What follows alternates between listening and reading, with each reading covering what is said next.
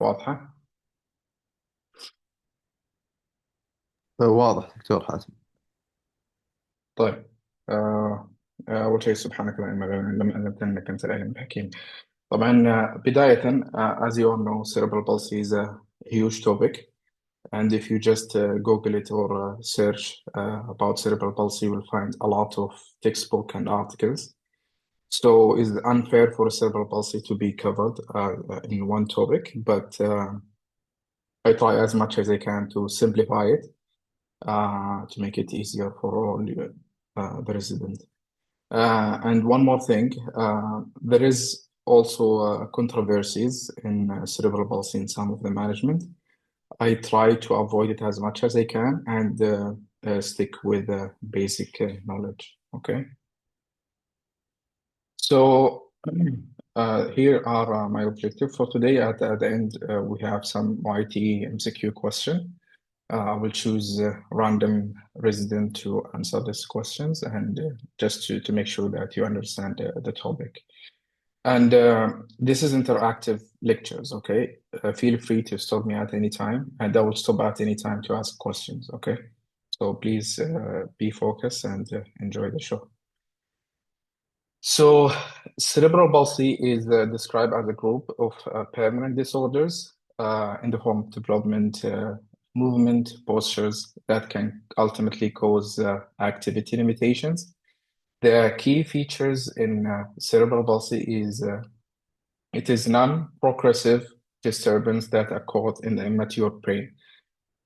That means it's not same as some of the neuromuscular disorder that can lead to progressive issues. For example, if you have a patient that is walker and ultimately be a bedridden, this is really important CB. And not all neuromuscular patients, when you come to your clinic, are CB. So it's important to distinguish CB from other syndromes. Okay.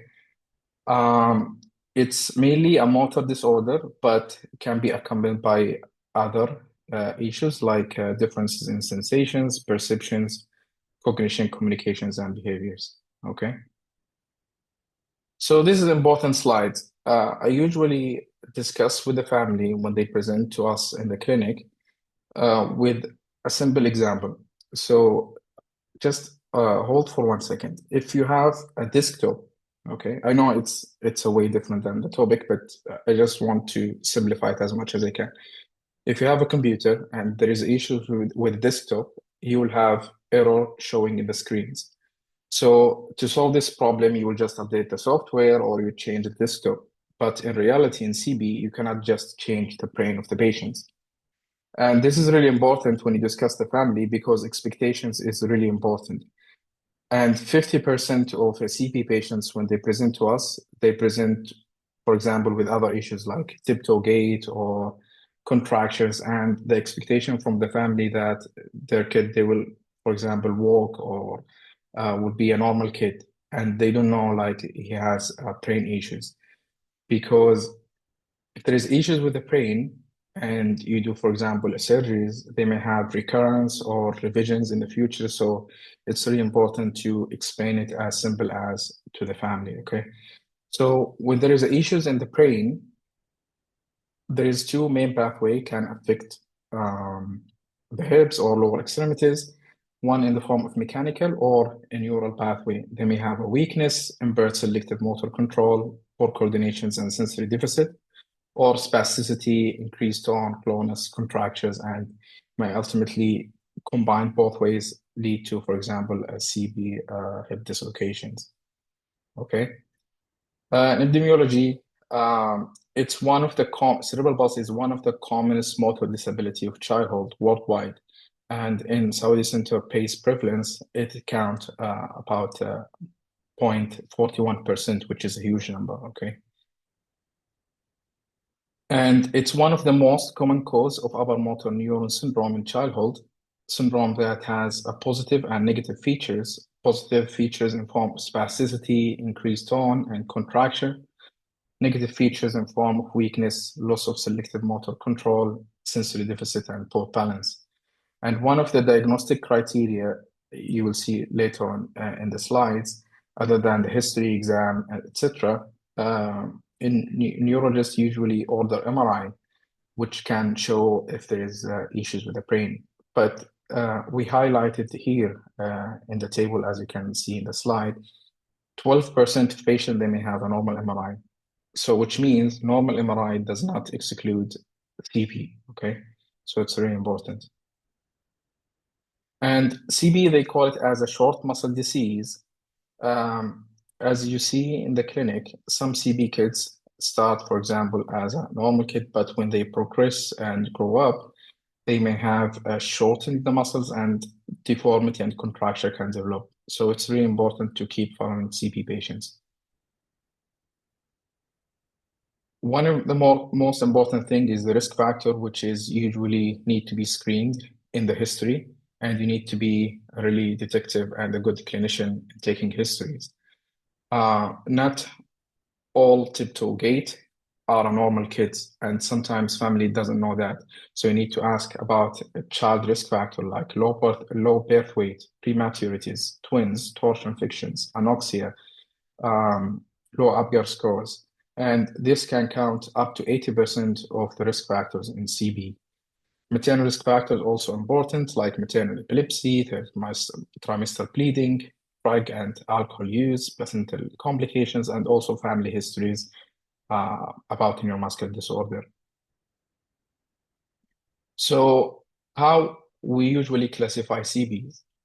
This slide is important because if you have, for example, 10 kids in clinic with CB, they may present in different ways. Sometimes you can see a CB like a completely normal child, but he walk in tiptoe gait. And sometimes you can see CB patients wheelchair mobilizer without head control, or a CB kid that completely normal, but he cannot speak. So why this happen? Based on physiological or anatomical or functional classification as I will describe in this slide. So physiologic, for example, if the patient is spastic or hypotonic or dystonic or mixed or ataxic, and I will explain it in the next slides, or based on the anatomical affected part. So if he has only one part of the body affected, we call it monoplegia. If half of the body, for example, right or left, we call it hemiplegic, or diplegic when mostly the lower part affected, or quadriplegic. Functional score, they have different scoring system, but the most commonly used is gross motor function classification system, which graded from 1 to 5. So what do we mean with spastic? Spastic, it's mean if a muscle is stretched rapidly, for example, if you are holding the ankle and you quickly dorsiflex it, the tone increase more than if you just dorsiflex it slowly. And this is the most common type, which is different than the dystonic, which I will explain in the next slide. Hypotonic, its name implies, usually the family describe it as a floppy or hypotonic child, but usually when they grow up, they may have some sort of spasticity. Dystonic, I think this is the most difficult type to examine, especially with the resident. They have increased tone, but it's not dependent on velocity. So whether if you quickly or slowly dorsiflex the ankle or the knees, they have different kind of increased tone, and usually described as as a lead pipe, while in spasticity describe it as clasp knife. And most of the patients in CB, when they grow up, they have some sort of mixed form, spastic and dystonic. Anatomical classifications, as I described before, hemiplegic, diplegic, quadriplegic. Almost all children with hemiplegia, which is half of the body affected, they can walk independently in the community, while 80% of children with diplegia, they walk either independently or with assisted device. But 20% of children with quadriplegia can walk with assistant.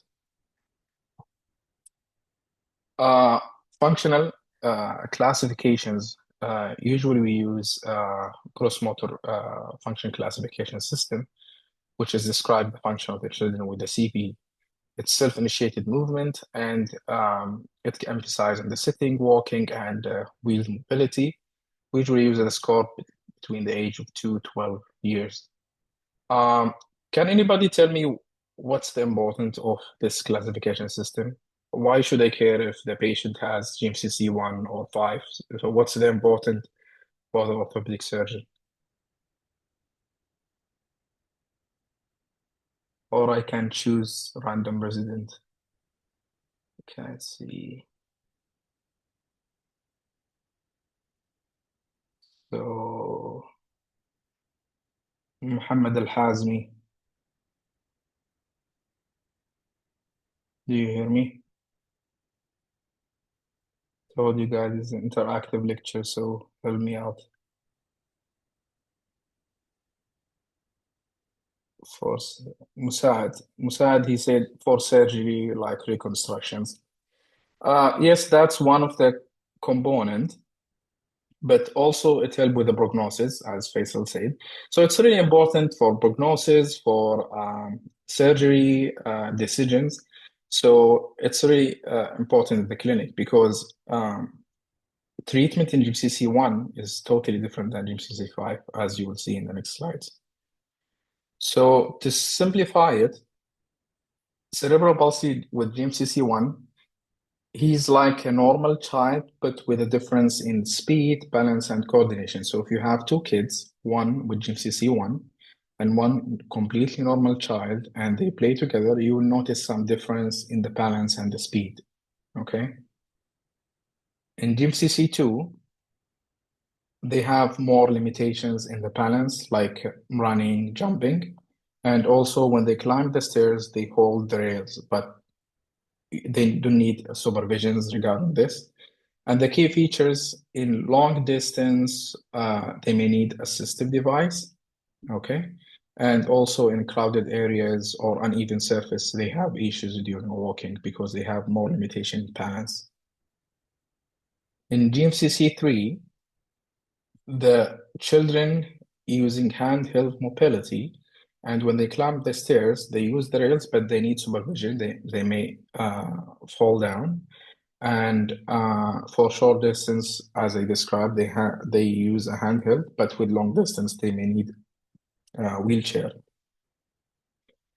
4 and 5, quite similar, but they have some differences. The key features is the head control.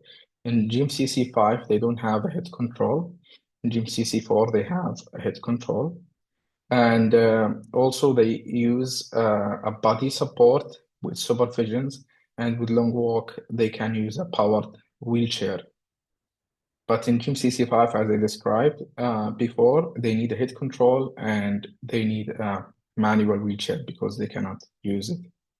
Is this clear for everyone before I move to the next slides? Because this is important, just to let you understand what we talk about. Okay, clear. Okay, so cerebral palsy is not only an orthopedic issues, they have also other issues. They have neurological, like 30% of kids, they may have epilepsy. The most common cause of death, especially in quadriplegic, is aspiration pneumonia. So they have respiratory problem. They have also gastrointestinal symptoms issues like chronic malnutritions, constipations, vomiting, um, uh, swallowing issues. So you need to address these issues. Okay.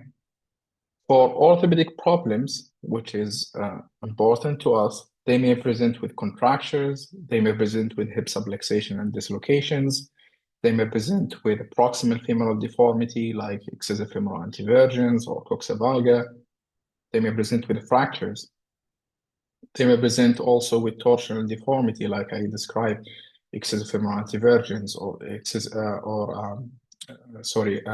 external tibial torsions, foot deformity like hallux valgus, equinus, or equinocavovarus, spine deformity like scoliosis, knee deformity like flexion contractures or crouch, upper limb deformity like wrist flexions or elbow flexion contractures. Okay, so it's really important when you examine the patient, you examine him from head to toe. Okay. So, how we usually clinical assist patients? We start with the history, and we usually screen the risk factor that I described before. Need to ask about everything related to pregnancies, perinatal development, etc. You will examine him from head to toe, balance, tone, range of motions. Investigations, you will refer the patient to genetics and neurology. They may need to do MRI, EMG, and gait analysis. In some hospital, they have a gait lab, which is really important in decision treatment. So in history, um, as I mentioned before, you will ask about birth weight, gestational age, if there is any multiple intrauterine pregnancies, in ICU admissions, motor assessment. You will assess the motor milestone. When did the patient sit? When did the patient walk? If he's mobile, is he using assistive device? Is he walking alone? Is he having any swallowing issues? Speech. Can anybody tell me what's the important about speech, like for orthopedic? If the patient is verbal or non-verbal, what's the importance of this question? Sorry, guys, I will stop at any time. Please answer me. It's interactive lectures, okay? Feel free to speak up.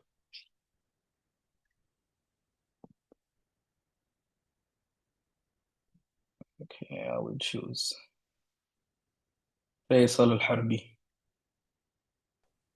What's the هلا دكتور. importance? Hey, ability هلا to هلا هلا. communicate with the physiotherapy with the patient, evaluate for اوكي sensory sensation. اوكي اوكي. طيب لو قلت لك مثلا البيشنت عنده بين مثلا، كيف حتعرف ان البيشنت عنده بين، عنده الم؟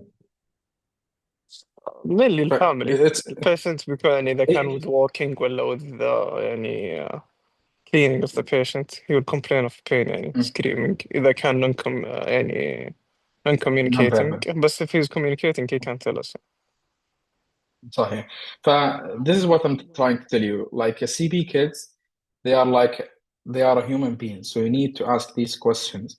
If they have pain and if the patient is non-verbal, you ask the family, how do you know if he has pain?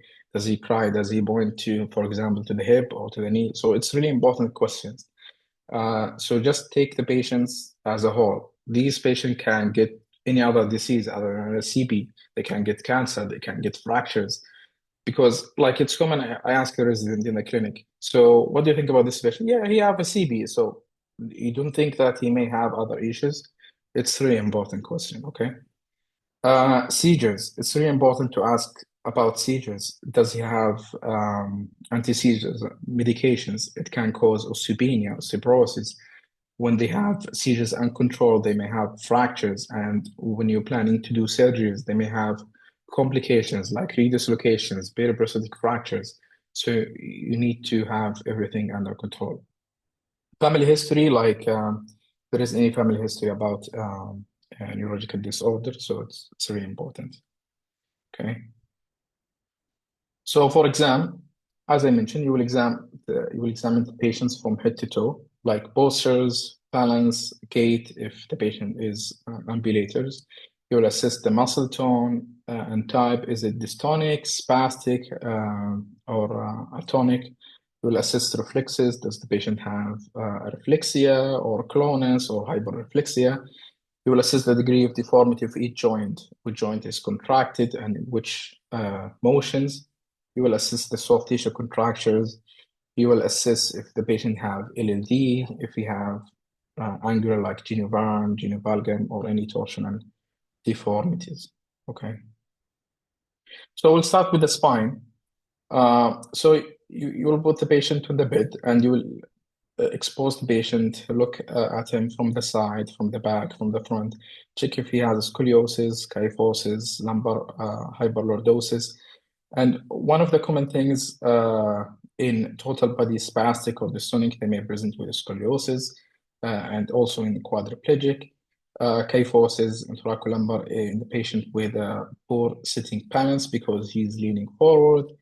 kyphosis in the lumbar, like hamstring contractures, or hyperlordosis in hip flexion contractures, or even dislocations.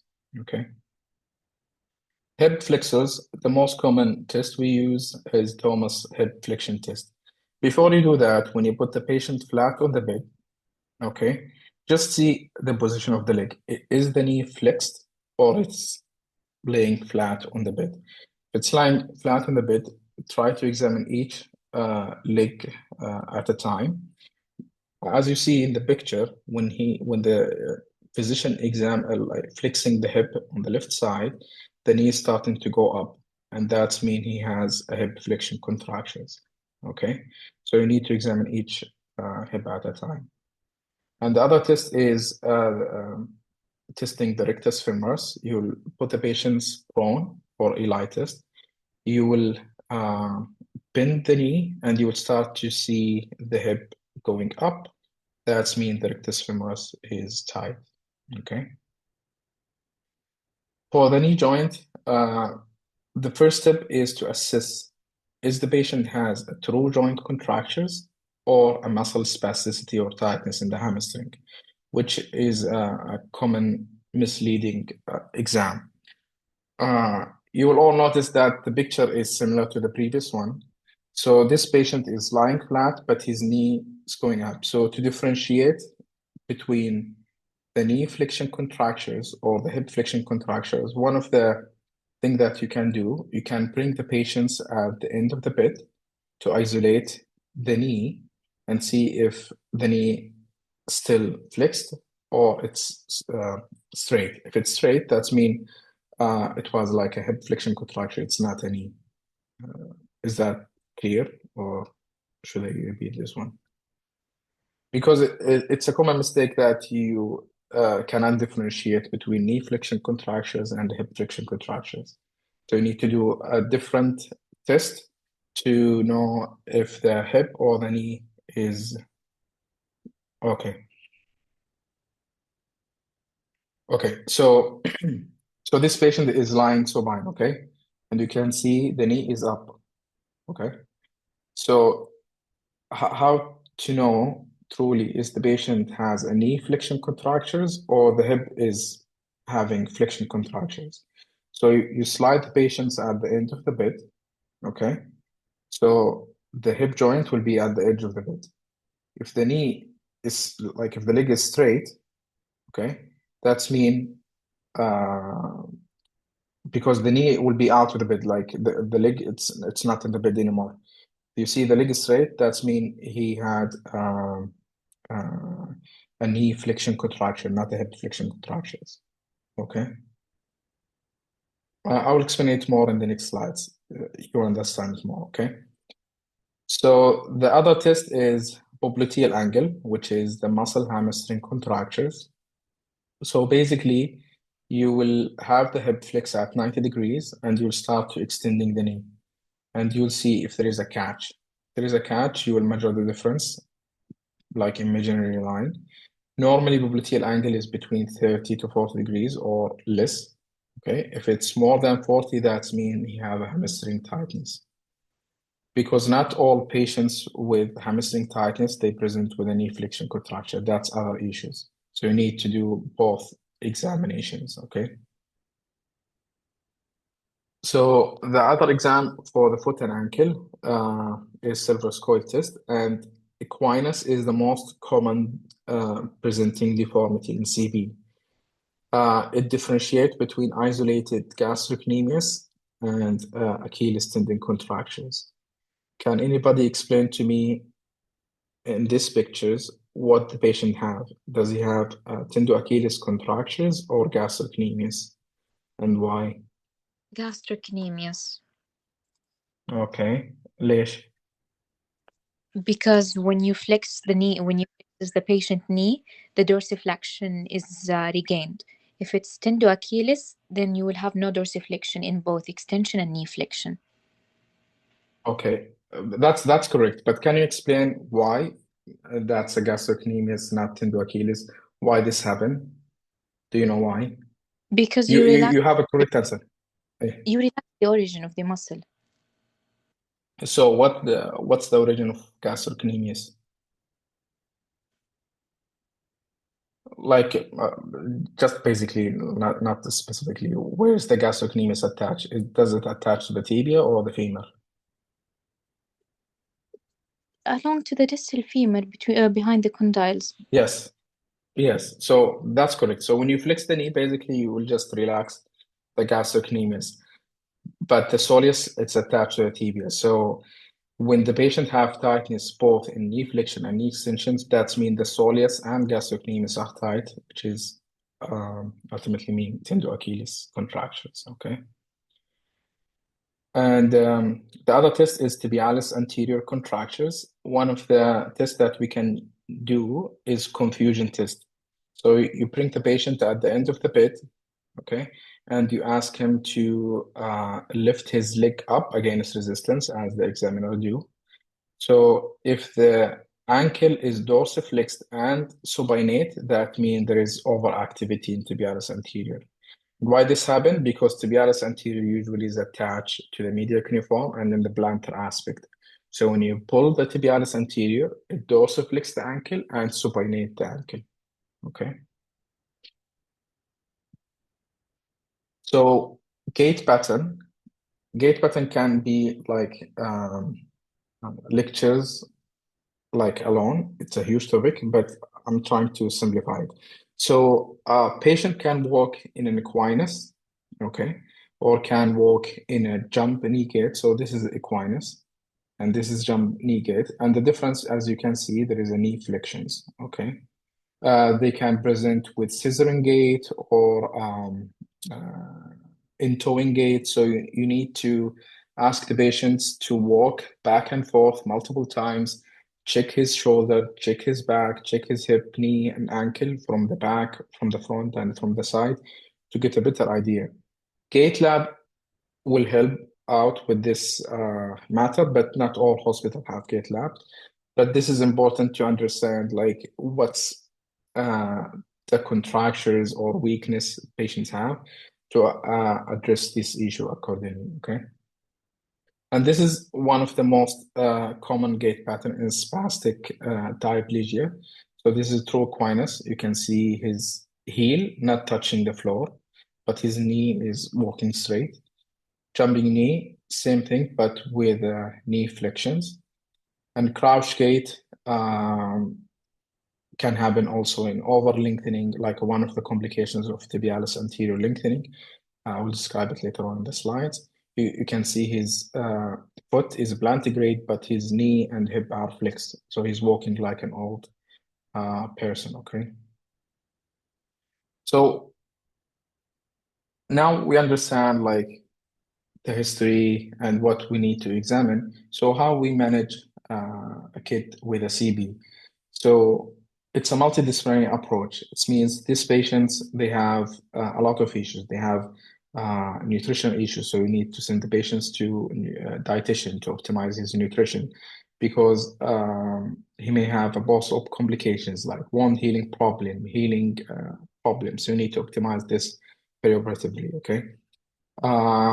Also, you need to send the patient to neurology. If you have epilepsy, they need to optimize his seizures, and if they need to give some medications to minimize post-op seizures.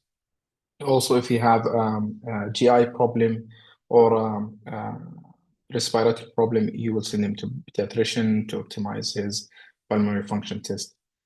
We have also spasticity management and control, physical therapy, occupational therapy, orthotics, and orthopedic surgery. So it's a multidisciplinary approach. Okay. So how we manage spasticity in CB kids? There are different ways to manage the patient with spasticity. They have some oral medications like baclofen, diazepam, clozapam, dantrolene, and tinidine. Intrathecal baclofen, which was described as, I read it's one of the commonest medication was given in the literatures to control spasticity. It's a GABA agonist, which inhibits the release of a neurotransmitter at the level of spinal cord, as you can see here in these pictures. And we have a Botox, and I think most of you know in the clinic, it's a commonly used injection that usually given by rehab or some of the center, the surgeon himself can give it. And it's a toxin that produced by anaerobic bacterium Clostridium botulinum, which is worked by blocking the release of presynaptic acetylcholine that decrease the spasticity. And usually it works within 3 to 6 months after the medication. So you need to wait till you see the result, okay? So what are the indications for Botox injection? If you have a child with dynamic equinus and no fixed plantar flexion contractions, because it cannot walk in contraction. Usually it's walking in spasticity, okay?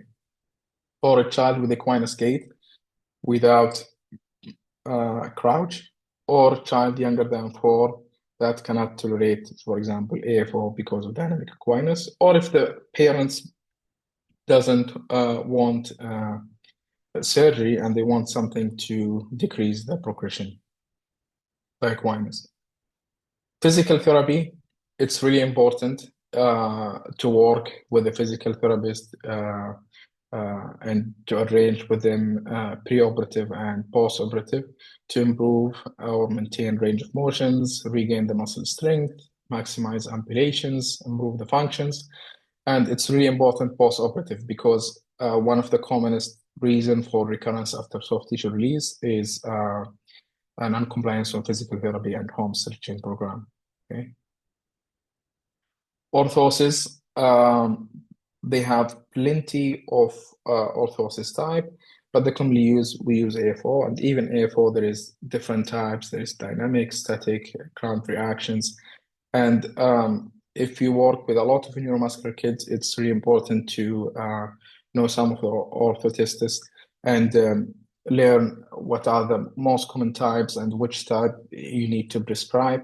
And you need also to discuss with the family if the patient start to have some redness or pressure sores to adjust some of the FO. So you need to ask the family these questions, okay?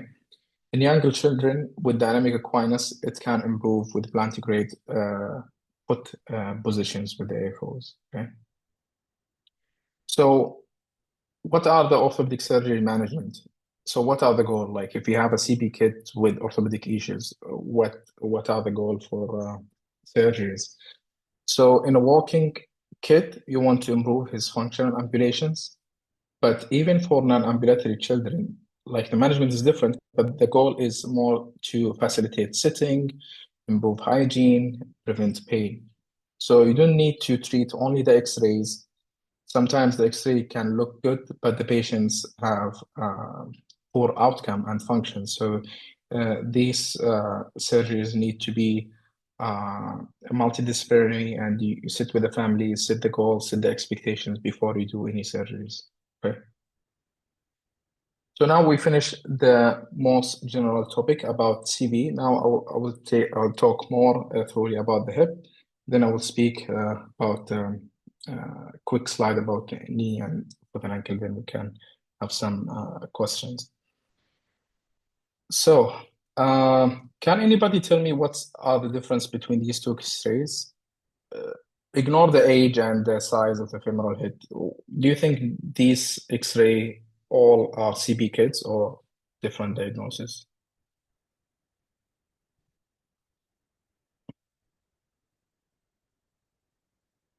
You want to speak up or I choose? Hussein Abdullah said difference. What are the difference? Can you speak up? In the right X-ray, I can appreciate that there is more valgus than the left one. Okay. Coxa valgus is very, and it's almost straight. Also, I'm not sure. طبعا the left is bilateral dislocation. The right, it's unilateral, but the valgus is for both sides. Also, it's subluxed. and proximal migration. This is what can I Okay. So which X-ray do you think is a CB kid? I would say right side is a CB kid. Okay. Do you all agree? One is DDH and one is a CB dislocation. Abdullah, which one do you think is a DDH?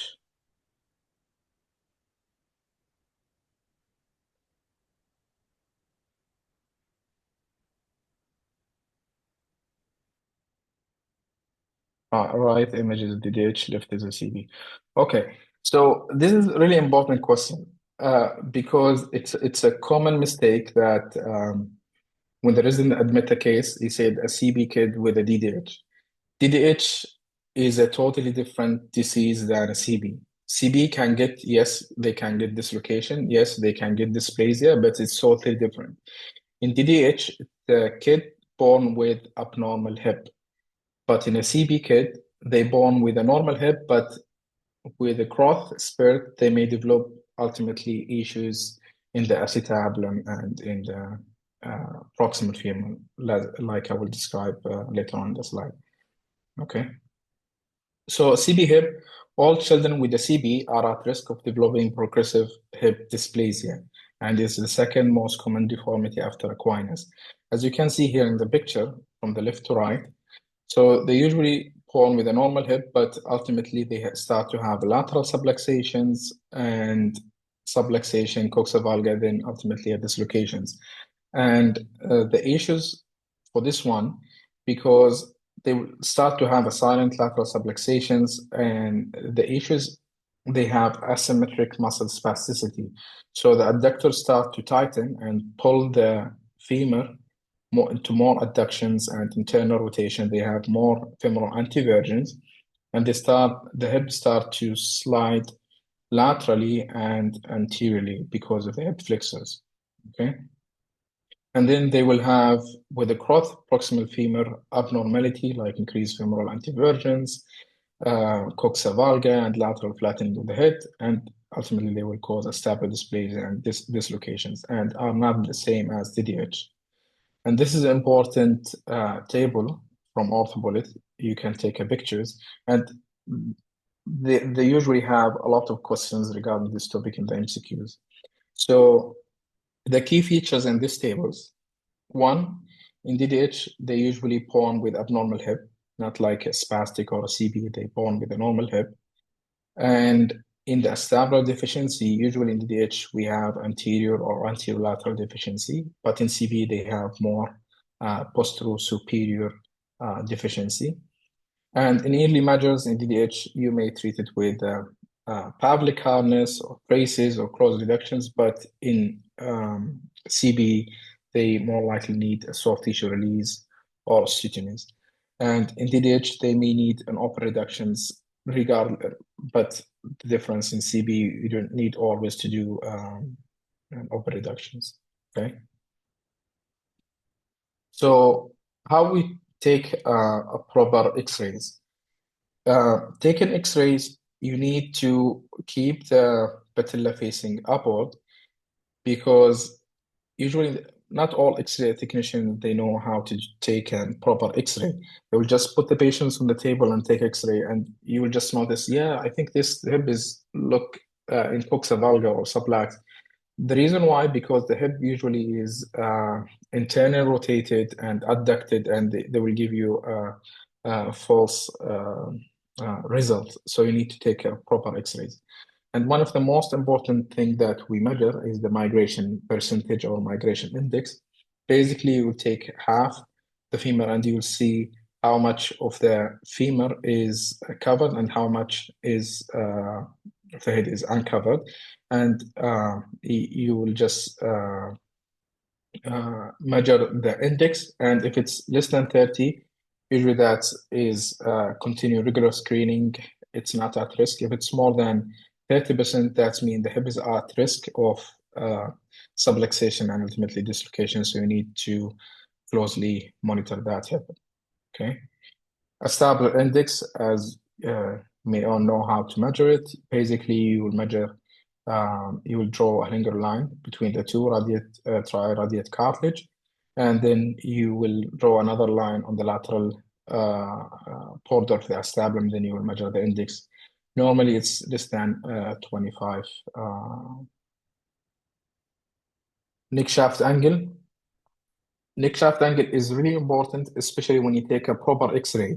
If the hip is internal rotated, it can give you a false coxa valga. So if you take a proper X-ray, it will give you the correct neck shaft angle.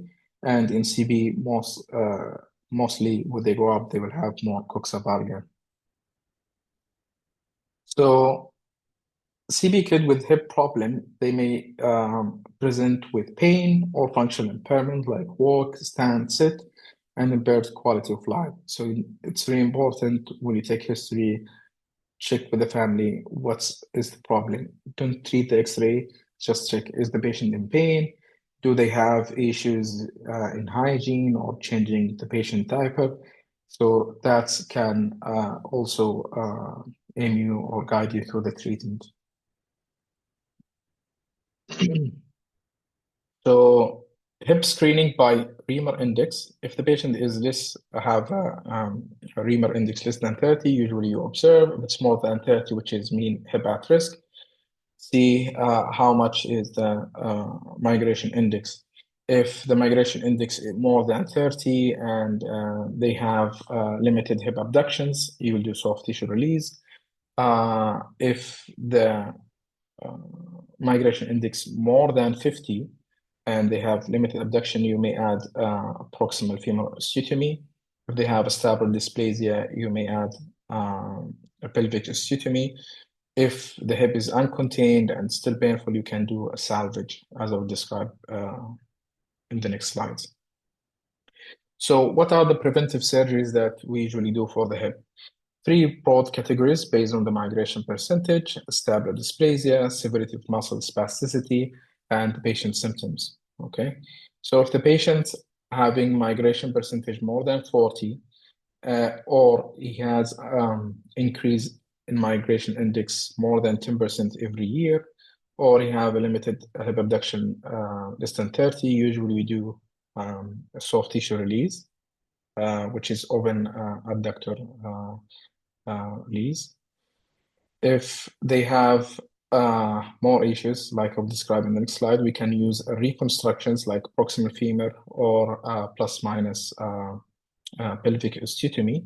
So what are the indications for varus osteotomy? If the patient have migration index more than 50, or he have failed soft tissue procedures, no arthritis, and no dysplasia. If you are doing only varus osteotomy, there is no stable dysplasia, you do varus, and the goal is to redirect the head into the acetabulum.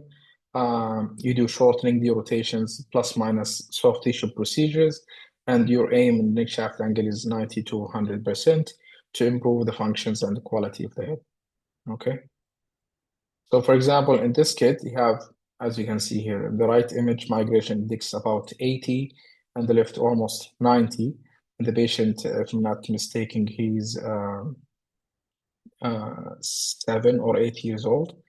So they did VDRO, as you can see here in the wire, usually aim central on the lateral view, central on the neck. On the AB, depend on the system you use and the neck or the correction that you are aiming for. Then you do your cut, shortening, and the rotation depend on your exam, and you can see the hip is more contained compared to this image. And this is the post-op X-rays. So when you do a pony procedures like, a stapler osteotomy, reshaping, there is different types. Reshaping like take-up, Pemberton, redirection like triple, PO, or salvage. In CB kids, they usually have a posterior superior uncoverage, as I described in the table before. That's an ambulatory. So the osteotomy that can give you a posterior coverage is Dega. Okay. In non-ambulatory, they may have global. So in a non-ambulatory, CT sometimes gonna help you on the degree of acetabular dysplasia. So when to do a salvage procedures. Treatment for progressive non-neuromuscular hip displacement, your goal is to achieve and maintain mobile, painless, reduced hip as much as you can. So it depends on the symptoms of the patient. So if the patient doesn't have pain, you don't need to do a salvage procedures. But if they have pain, or they start to have a femoral head deformity or aesthetic changes, or you think that can progress and cause problem, you may suggest salvage procedures. There are different options for salvage procedures. You can do proximal femur resections, interposition arthroplasty like a castle procedures, or a valgus osteotomy like Mikhail osteotomy, or arthrodesis, or total joint replacement, or prosthetic interposition. So summary of CB hips. CB is static encephalopathy, progressive musculoskeletal involvement in the CB hip itself. It can progress from lateral subluxation to dislocations. Silent hip subluxation. Sometimes patients, they cannot have pain. If they have hip at risk and they are GMCC 2 or 3, you may suggest to do something to prevent dislocation and pick up procedures. Migration index or a migration percentage more than 33% have a high risk of progression. They may start subluxation, dislocation, arthritis, and pain. Hip surveillance is very important and effective through the guide to guide you for X-rays and follow-up. Early identification, it's give you effective orthopedic treatment options as I described before: soft tissues, bony osteotomies, or salvage procedures. Salvage has more complications, but you suggested if you want a pain relief. Okay. Do you have any questions for CB hip before I proceed to the next slide? I know it's a big topic and hectic, and I tried to concise it, but if you have questions, please let me know. Okay. So CB knee, clear. Okay. Okay. So CB knee, they may have knee flexion contractures or crouch. Also, if you just Google crouch, you will have a lot of textbook about crouch. So again, it's unfair to describe it in a few slides, but I try to simplify. So it's a common deformity. It can lead ultimately to crouch gait at end stage. In young kid, they start to have hamstring contractures, and with a growth spurt, as I describe as a short muscle, they can lead to more contractures and more worsen. And if you neglected and if lifted untreated, they may have to fixed flexion contractures. Okay. So management, you can start with passive hamstring stretching at home, physiotherapy. It can slow down the progression. Nighttime splinting, they may have a role in decreasing contraction, but not like a falls in ankles. Okay. Botox injection, as I mentioned before, it can help temporary improvement and decrease the spasticity. Hamstring lengthening plus minus anterior guided growth or supracondylar extension osteotomies in the more severe times. So what are the indications for hamstring lengthening? If you have a patient with popliteal angle more than 50, okay, especially under anesthesia because they have spasticity control, progressive fixed knee flexions, they have increase in flexion if each visit. That means, like they may have more problem in the futures. If the patient have difficulty sitting in the wheelchair, like they cannot sit the patient because he has like popliteal angle about 100 or 120. Or if the patient's having a knee flexion during foot contact because they have a hamstring tightness. Usually in this situation, you may suggest hamstring lengthening. Okay. Cerebral palsy in foot and ankle. Equinus contractures is the most common presenting deformity in clinic. Usually they have imbalance between ankle dorsiflexors and plantarflexors, or contractures of gastrosoleus complex. Okay, so Usually we'll examine the kid, like if he's wearing shoes, you will see the shoes, you will see wear in the anterior part of the shoes. You will have a 4-foot callus, two walking or absent heel strike during gait. They will sometimes they may have a compensatory hyperextended knee. And one of the most important tests is cervoscoid test to know does he have a tightness in the gastric or the Achilles tendon. This picture is very important. You can take a picture of it. I will explain it. So the management of equinus, you can start with passive stretching, physiotherapy, home stretching program. You may do casting, AFO, Botox. It can decrease the spasticity if the patient have increased tone. Operative calf lengthening. So if you go from zone 1 to zone 3, you will have more corrections. So when you go more distal for your lengthening, you will get more corrections. But the issue is when you go more distal, you have more or highest risk of ruptures. That's why in CB, they don't like to do a hawk, which is the triple humerus sections, because there is increased risk of over lengthening and you can lead to crouch gait. Mostly they do Volbius, which is basically a zone 2, depend on your exam. If they have more tightness, you may do an open Z lengthening. So as you go distal, you get more correction. Okay. Other foot deformity, they may present with a hallux valgus, this patient in my clinic. They may present with equino-cavovarus or even equino-planovalgus or just planovalgus. Okay. Okay. Does anybody have any questions before I move in to OIT questions? I know it's a big topic and I simplify it as much as I can because I will ask question now. It's my turn to ask question. So it's your time to. Okay. So now I have Masmak. Can you elaborate on the we always hear the 8-site release and how is it done and how do you decide where you stop or how much you need to do? Because sometimes I see people going to doing 6-site instead of 8-site and so on. طيب في العادة اللي هي 6-site release اوكي بس انا ادري انه في surgeons they like to do it percutaneous which is I think in my opinion is totally wrong. The issues is when you do percutaneous you may not have a control in your lengthening and we see a lot of complications of 6-site percutaneous release, especially in my clinic and other consultant clinic. They may have over lengthening or you may injure other structure that you don't want to injure. So it's better to do an open so you have a better control. For example, in the adductors, usually we do a complete lengthening for adductor longus.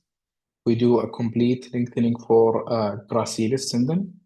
And we do a partial adductor brevis myotomy, like a muscle lengthening. If anyone scrub in adductor open procedures, you will see there is anterior branch of obturator nerve just lying down underneath the adductor longus. So if you do it percutaneous, you will injure it. And if you injure the obturator nerve, patient they may have abduction contractures or other issues. So and usually when we do adductor lengthening, it's better to do it bilateral, so they have asymmetric abductions. And usually when you do it in intra-op, you measure the abduction, how much you get. If you get more than 30 degrees, about 40, 50, that's a really great result, okay? That's regarding the adductors. For the hamstring, usually we do the gracilis and we do semi-T, complete lengthening. For semi-membranous, we do recessions, which is just lengthening the aponeurosis. We don't deal with the lateral hamstring, okay, like biceps femoris, etc. If you do both medial and lateral, patient may have weakness and they have like recurvatum and issues with walking. So you do just the medial If they get more correction, that's good. If they don't get more corrections, it depends if the patient have a knee flexion contractures or a pony procedures. One of the things that you can add up is anterior distal femur guided growth, either with screws or staples.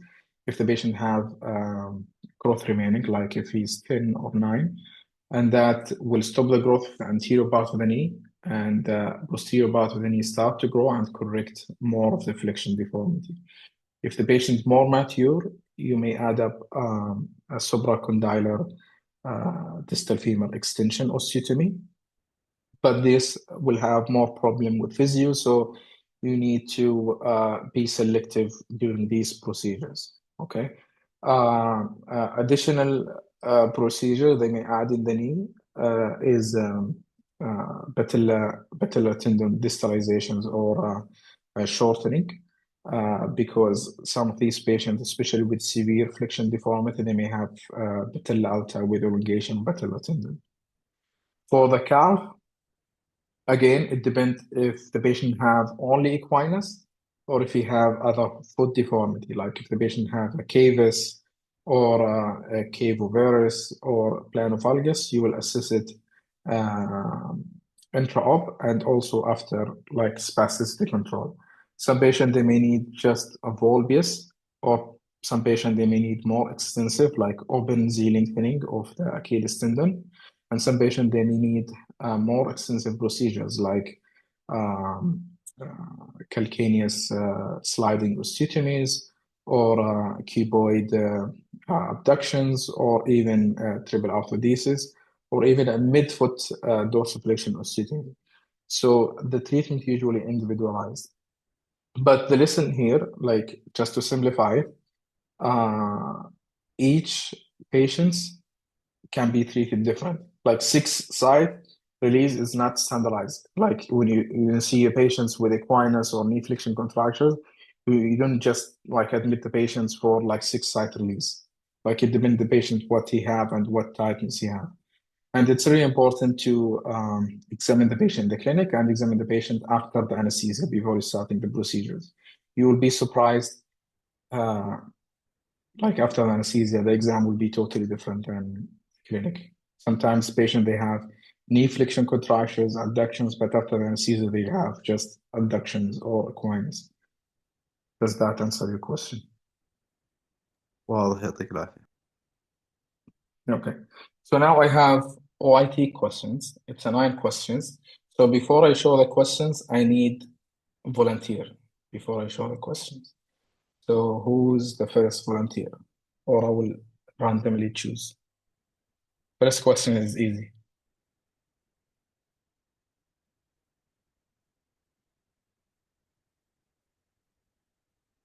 Okay, I guess I will just choose. Okay. زياد الجعفري. تسمعني؟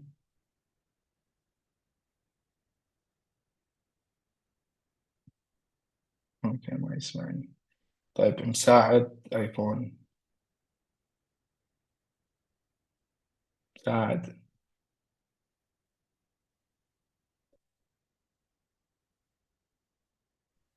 او keep mentioning name. اي هلا. يلا جاهز؟ جاهز. يلا بسم الله. يلا اقرا السؤال وجاوب. The patient's parents of WC bound wheelchair bound 8 years old male with CP presents with difficulty during diaper changes and with hygiene care. On exam, 5 degrees of hip abduction on the left hip and 15 on the right. Most appropriate treatment.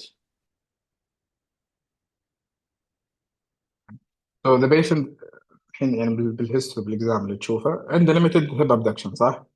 صحيح. يعني معناته عنده تايتنس في الادكتور، فانت تعرف عنده مشكله في الادكتور صح؟ صحيح. طيب I would start في ايش تشوف؟ في الاكس-راي I can see both this is an AP X-ray of a skeletally immature patient showing bilateral hip subluxation وcoxa vulga. اوكي. فدائما في الام سي كيوز تنتبه لاخر جمله في السؤال، فهنا هو كاتب موست ابروبريت تريتمنت، ما قال لك ايش الانيشال تريتمنت، فهو يبغى افضل علاج للمريض هذا. فانت ايش تشوف افضل علاج للمريض هذا؟ طيب خليني بس أقرأ الخيارات. bilateral botox injections and physical therapy, bilateral abductor release and valgus femoral osteotomy, bilateral abductor release, varus femoral osteotomy and acetabuloplasty, observation, radiograph in 6 months. I would go for the yellow choice, which is bilateral adductor release, varus femoral osteotomy, and acetabuloplasty. ممتاز. Acetabular index عنده also needs pelvic osteotomy. هاي صحيح. اوكي. anybody have a different answer؟ ما اتوقع، صح؟ طيب اوكي، فولنتير للسؤال الثاني. معليش سامحوني بس بنشب لكم، هي 9 اسئله، فواحد يطلع فولنتير ولا بختار من الاودينس؟ او عبد الرحيم انت اختار لي. والله أنا كنت بختار مشاري بس ما قصر، هو جاوب من نفسه. طيب ايش رايك اختارك انت؟ تفضل. نجرب. يلا. So this is a 16-year-old with CB and left hip pain who meets gross motor function classification system level 5. What's the most appropriate treatment? So he is GMFCS5, complex deformity on the left side. طيب ايش تشوف في الليفت هيب غير انه هاي ديسلوكيشنز وتقريبا جلوبال استابل ديسبليزيا؟ ايش تشوف في الفيمر هيد؟ تحسه زي الرايت ولا مختلف؟ لا it's different. بس ديفورم صح؟ فواضح ان هذا لونج ستاندينج ديسلوكيشن صح؟ ف what do you think؟ So I'm not sure if bony procedure is helpful here. اوكي. GMF CS5 يعني أنا بين ال soft tissue release for the like for hygiene purposes only versus a like derotational osteotomy or something salvage اوكي. يعني. طيب هذا السؤال مهم لانه في سؤال قريب منه بس اجابه مختلفه. لو قلت لك هذا 16 year old وانت مكتوب الهاي لايت، هو طبعا في الواي تي دائما النورث امريكان كويستشن يحط لك كذا بوينت مهمه في السؤال، فهو كاتب لك عنده ليفت هيب بين، يعني هو الحين عنده بين، المشكله مو هايجين، عنده ليفت هيب بين، وغالبا البين لانه هاي ديسلوكيشن ويمكن امبنجنج على البلفس. Then انا I ليش هايلايتد ان عنده ديفورمد هيد؟ عنده deformed head. Do you think if you do varus and you reduce the hip, you think a will resection solve the problem? procedure, a resection would be the best option here. Okay. But resection is the most يعني is the salvage procedures. واحدة من indication اللي ذكرتها الجيم سي سي 5، إذا كان جيم سي سي 5 وعنده pain عنده high hip dislocations you do salvage، خصوصا في long standing dislocations. Okay. طيب مين ياخذ السؤال الثالث؟ يلا ما بقي شيء، نبغى volunteer. السلام عليكم. I will take the third هلا question. بدر. هلا بك يا الله. يلا بسم الله.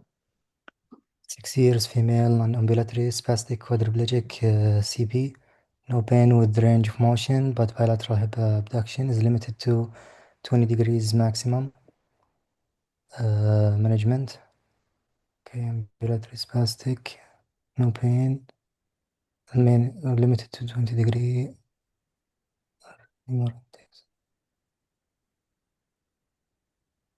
Percutaneous bilateral فالمشكلة or back. فالمشكلة عنده فالمشكلة عنده تايت ابدكشن صح؟ يعني تايت ابدكشن، فالادكتور Yes. تايت.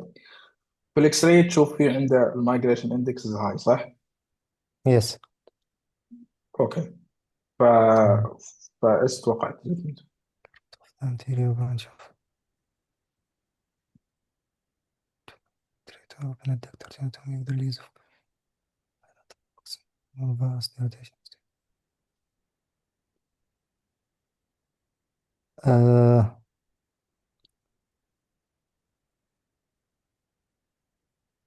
عادي would go we with can the red discuss the one. question بس. The red one. red one تأكد منه. طيب تذكر أنا إيش قلت قبل شوي قلت لي أنت قبل الأسئلة؟ يس بس هاي ريسك يعني مع ترى الدكتور it's wrong لونجز. question. it's a wrong question. It's a wrong answer. انسى البكتيرياس، أنا بغششك الحين. بكتيرياس هي برا هي الموضوع. هي يلو 1 علشان اللي هي الريسك للانتيريور برانش، بس نيوريكتومي واي. أوكي طيب بس لو تذكرون في السوفت تيشو ريليز أو الدكتور لينكثينج، قلنا الانديكيشن لما يكون المايجريشن اندكس more than 30 ويكون عنده abduction less than 30، فهو he needs soft tissue release صح؟ صح. we all agree صح؟ اوكي. متى نسوي فارس اوستيتومي؟ إذا كان الريمر اندكس الرايت سايد يعني more than 60 أو more than 60 50 وايش بعد؟ 30 to 60.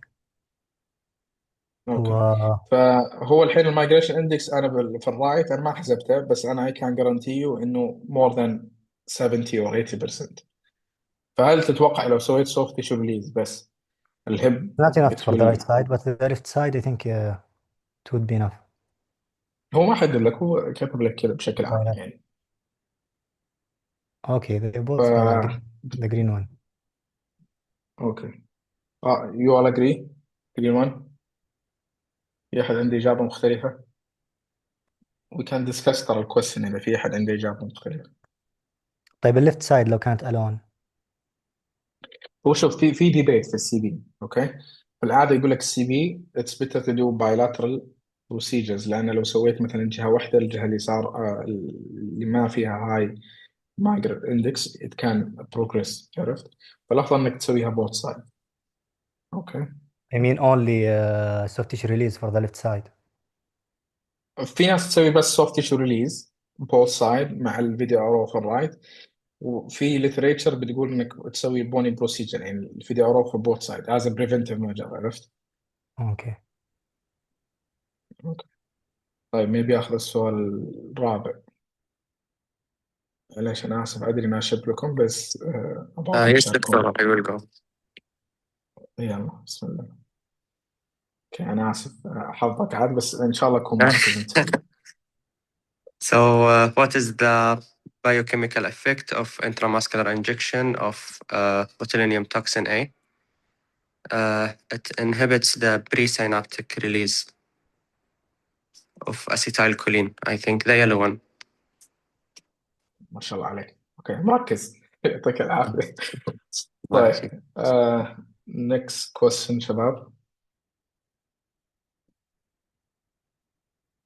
يلا ابغاكم تشاركوني.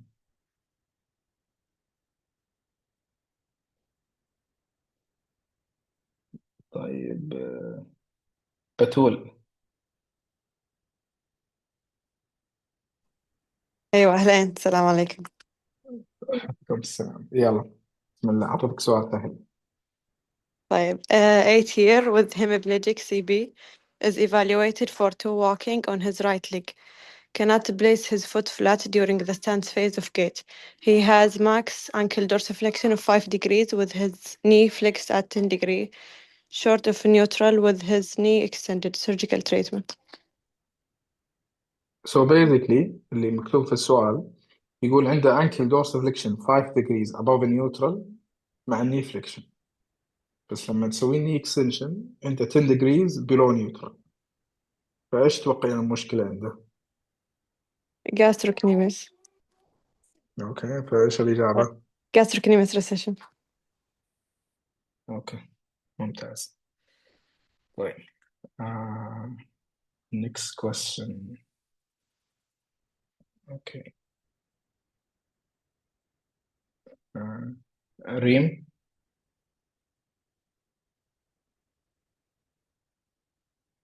ريم أنا تسمعين؟ دكتور. أيوة. يلا تفضلي.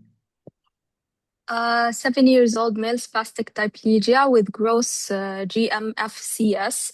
3 has progressive right hip subluxation on the right. An examination reveals a scissored gait, tight spastic adductors, and the limited hip abduction, increased femoral anteversion. Anterior-posterior radiograph reveals coxa valga, right dysplastic acetabulum with Raymer's index of 80%. Surgeon plans a reconstructive procedure on the right hip.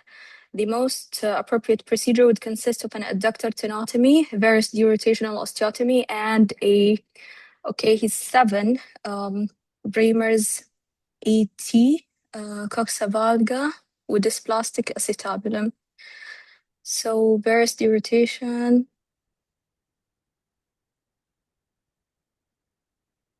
posterior coverage osteotomy. Okay.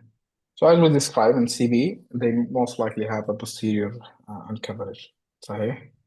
Yes. ممتاز. طيب next question. عمار. Doctor, if I can ask a question regarding the CB patient with global uncoverage, which osteotomy you prefer to go?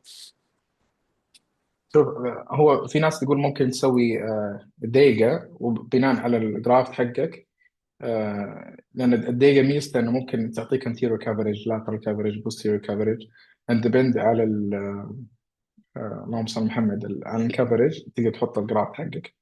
أنا قد شفت في الفيلوشيب بريا ستابروستومي اللي هو الجانز بس الريزلت حقته مو مرة حلوة لأن عندهم أوستوبينيا وأوستوبروسيس والهيلينج يتأخر فالدقيقة نوعا ما أفضل يعني هذا اللي شفته من قبل يعني. اوكي فالدقيقة تعطيك مور كنترول. معليش ما اخترت.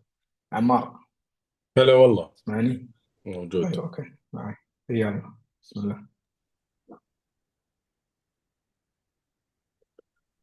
So figure 1 and 2 are the radiograph of 7-year-old boy with spastic cerebral palsy. He has quadriplegic involvement and is unable to ambulate. He has a very limited abduction, 30 degree of flexion contractures, and pain on abduction. Bilateral varus osteotomies are scheduled with acetabular procedure to improve stability. Which type of acetabular osteotomy should be performed?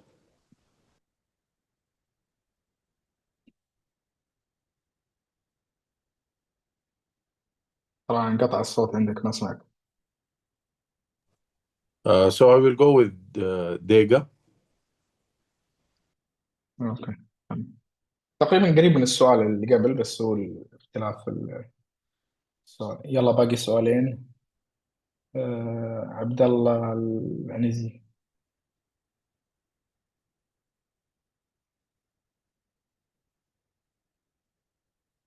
عبد الله تسمعني؟ معك دكتور. يلا بسم الله. Figure 1 is a radiograph 15 years old with cerebral palsy who meets gross motor function classification system level 5 criteria. What's the most appropriate treatment?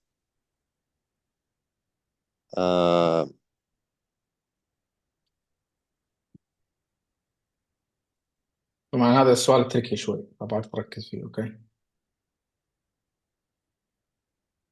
هو عنده dislocation head deformity salvage procedure بس ما هي موجودة في الخيارات. ممتاز. طبعا هو لو حطوها لك تختارها which is the wrong answer طبعا. طيب ايش الفرق بين السؤال هذا والسؤال اللي قبل؟ السؤال اللي قبل كان مذكور ان عنده هيب بين صح؟ هنا كاتب لك انه 15 وجيب سي سي 5 ما ذكر انه عنده هيب بروبلم ما عنده ذكر عنده ايشوز.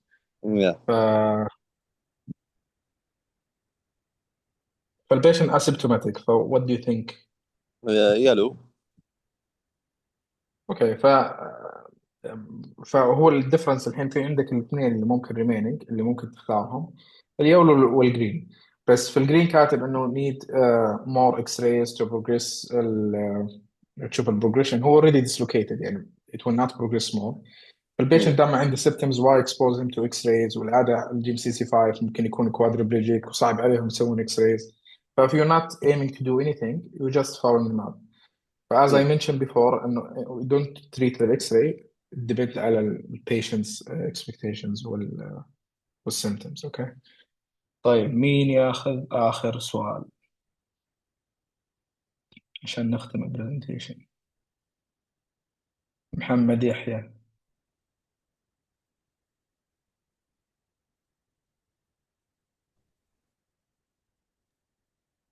معاك دكتور.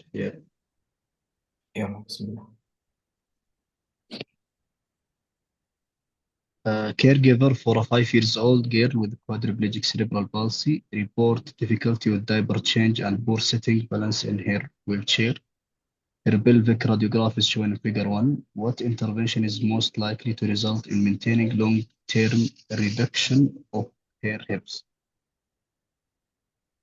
طيب خيارات botulinum toxin injection to hip flexor and adductor muscle groups, proximal femur and pelvic osteotomy with soft tissue release, hip adductor and flexor muscle lengthening with abduction brace application, selective dorsal rhizotomy. I will go with the proximal femoral and pelvic osteotomy with soft tissue release. ممتاز. اوكي اتوقع الحين خلصت البرزنتيشنز. Here are my references and special thanks to my colleague and friend Dr. Musa Al-Ahmari for his participations in reference and presentations. الله يعطيكم العافية. Anybody have questions في شيء ما فهمتوا؟ أدري الموضوع كبير بس حاولت قدر المستطاع أخليه interactive على أساس بس يكون واضح للجميع.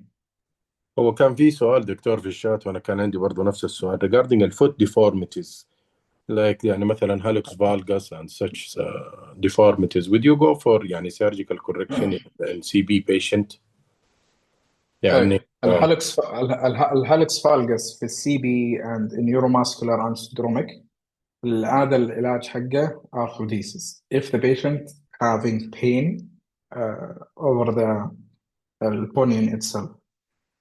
الcorrections غالبا it will fail حسب الليتريتشر المذكورة لأن المشكلة فيهم أكثر spasticity، فمهما سويتوا السيتومي they can recur، فالأفضل إنك you fuse it on such a position. بس you don't do مثلا double osteotomy or scarf or chevron in CB kids. Even at skeletal maturity if needed حتى يعني. لو skeletal maturity yes. So we arthrodesis. هذا حسب معلوماتي والمذكور يعني في الليتريتشر.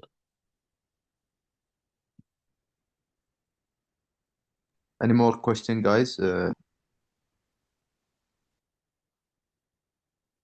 معلش أدري أخذت من وقتكم، أخذت أكثر من ساعة، ولكن حاولت قدر المستطاع أبسط لكم الموضوع يعني. الله يعطيك العافية ويكتب أجرك دكتور حاتم، ما قصرت، محاضرة ثرية جدا، وسي بي يعني is one of the complex entities في البيدياتريك أورثو، فشكرا لك على هذه المحاضرة، يعطيك العافية. أيوة أبد في الخدمة. أي future lectures أنا حاضر. يعطيكم العافية. موفقين.